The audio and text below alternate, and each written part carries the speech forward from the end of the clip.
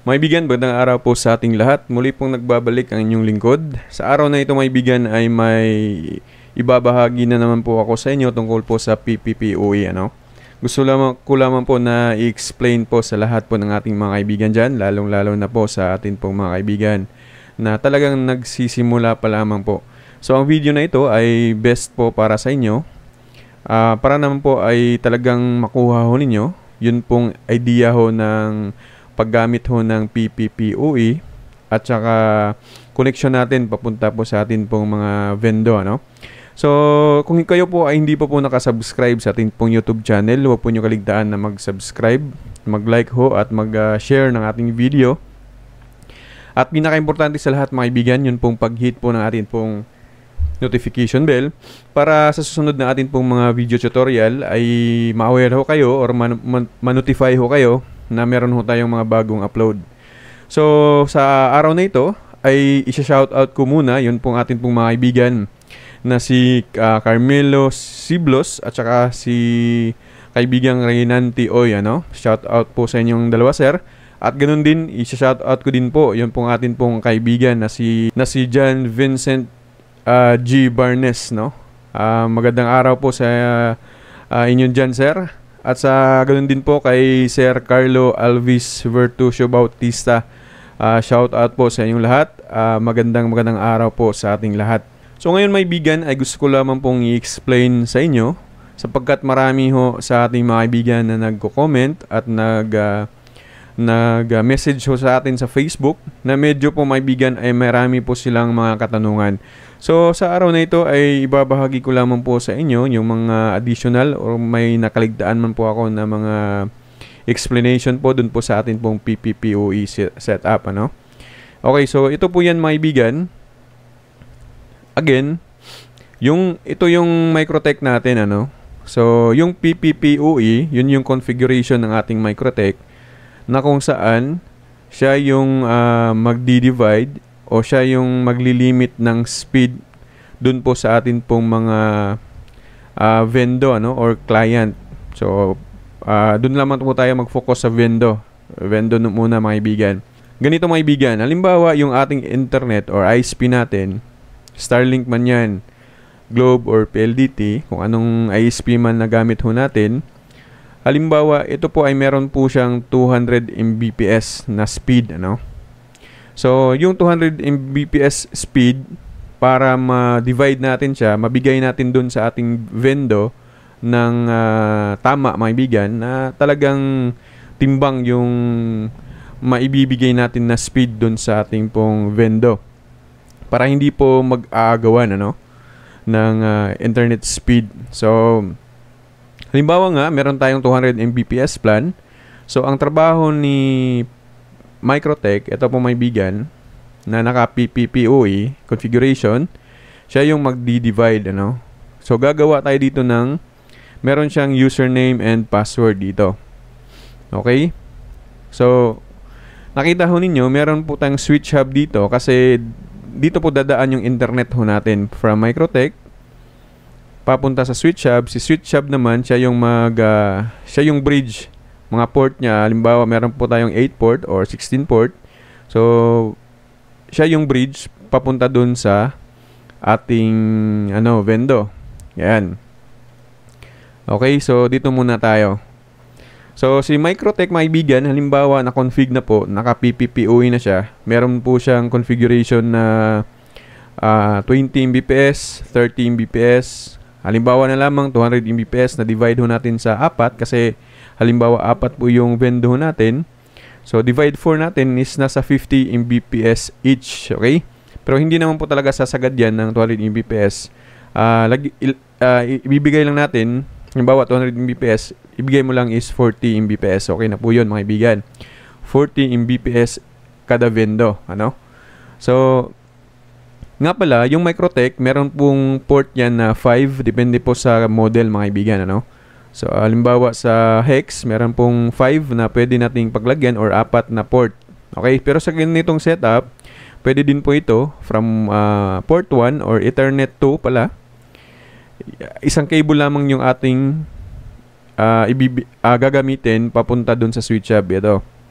So sa switch hub naman, siya na yung bridge para mabigay yung ating internet doon sa ating target na mga vendor, mga kaibigan.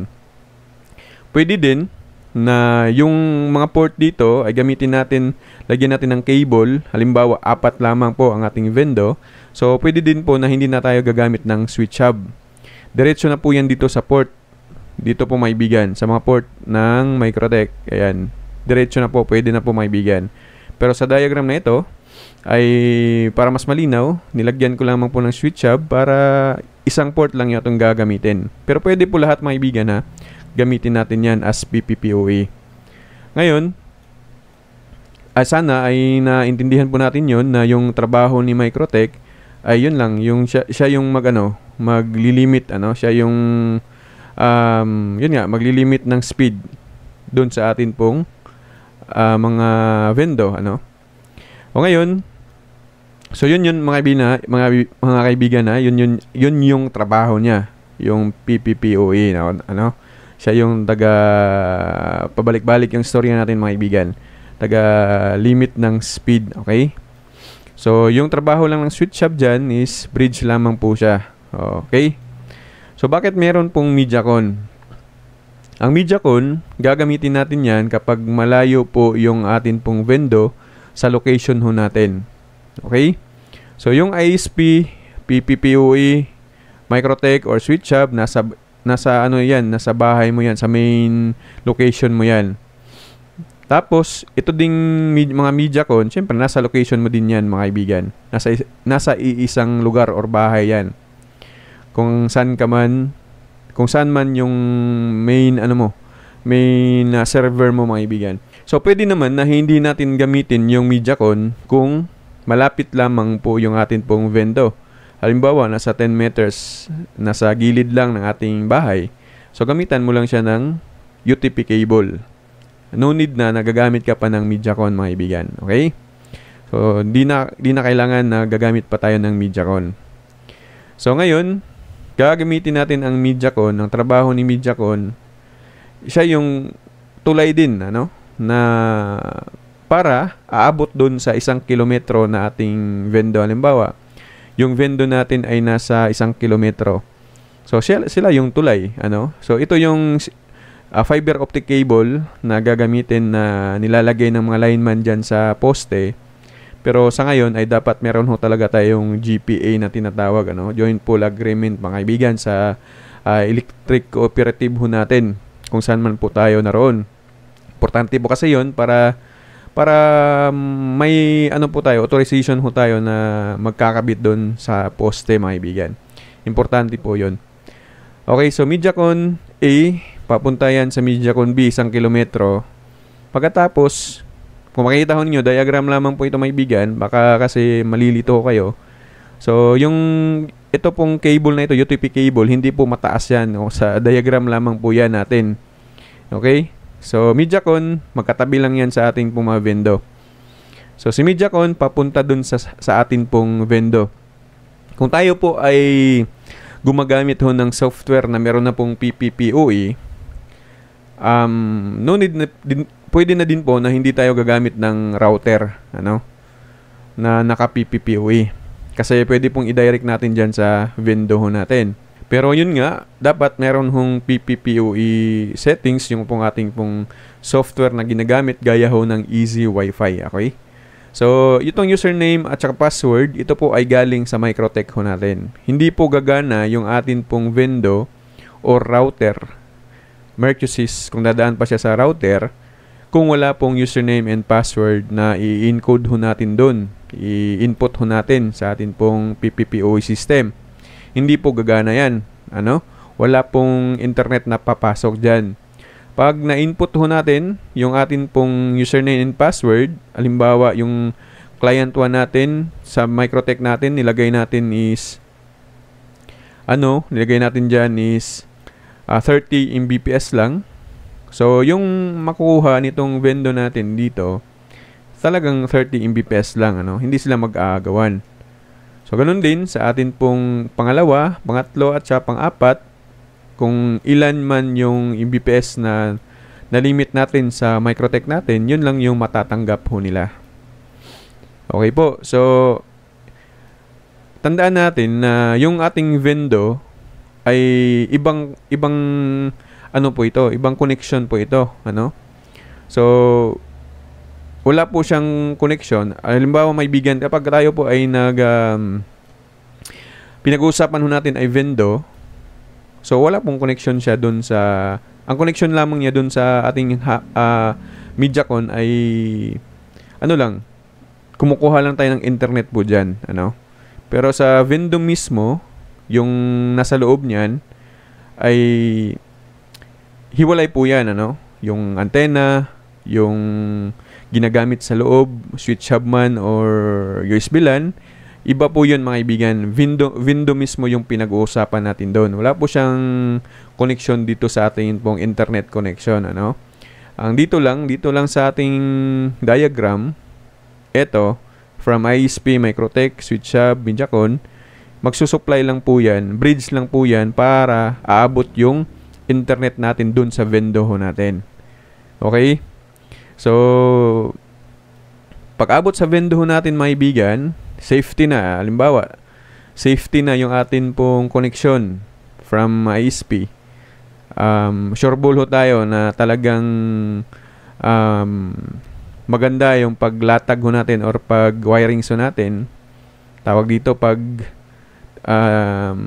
trabaho ho natin sa atin pong UTP cable, fiber cable, papunta sa ating dito, sa ating Vendo. Kung sureball na ho tayo, so yung problemahin natin ngayon, o yung tatrabahoin natin, yung Vendo ho naman maibigan. Dapat, may knowledge ho tayo sa Vendo mismo kung paano natin i-set up, kung paano natin siya paganahin, ano, kung saan natin ilalagay yung internet natin na galing dun sa Microtech o router, kung saan siya ilalagay. Yun yung pinaka-importante. Dapat alam po natin yung pag-set up ng ating mga Vendo. Okay? So, ang antena niya ay hindi po yan, antena ng Vendo ay hindi po yan connection dun sa atin pong internet na pinag-usapan ngayon na connection. Sa Vendo lamang po yan mga kaibigan. Kung naka-VLAN ka man, naka-VLAN man ho tayo, part yan ng Vendo, ano? So, hindi na yan part dito sa connection ho natin. Ay sana po maibigan na itindihan ninyo yung atin pong dagdag explanation, ano?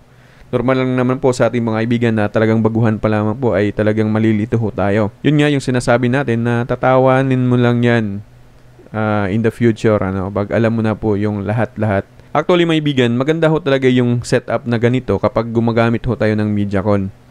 Kaysa dun po sa naka-series ho tayo kasi affected ho yung mga linya ho natin maibigan sa atin pong speed ng ating internet kapag hindi ho natin alam kung ano yung mga Mediacon type natin pong gagamitin, ano.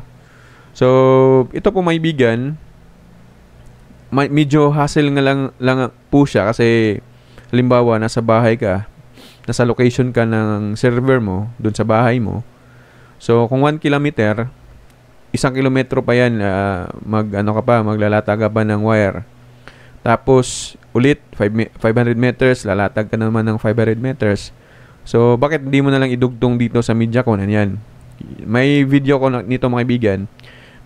Ganun nga, yung ating experience is talagang maaapektuhan yung kanyang, yung lakas ng internet mga kaibigan. Depende po sa setup ho natin. Kaya may video ako, i-upload ko sa susunod about po sa pag-series ho ng Mediacon mga kaibigan na dapat po yung dapat na titingnan natin para hindi po maapektuhan yung pong atin pong internet, ano. So sa araw na ito maibigan ay sana ay naintindihan ho ninyo yun natin pong explanation. Kung kayo mo po ay meron pa pong katanungan, mag-iwan lamang ho kayo ng katanungan sa comment section ho natin. Tapos pasensya po kung hindi po kayo ma-replyan, ano. Talagang busy ho mga kaibigan eh. So yung nire-replyan ko lamang po, yun pong mga priority na na-replyan ko. Yun yung mga kaibigan natin na bumili sa akin ng Piso Wi-Fi kit as entrance lamang ho nila. Ayun po mga kaibigan. So again, magandang araw po sa ating lahat and God bless us all.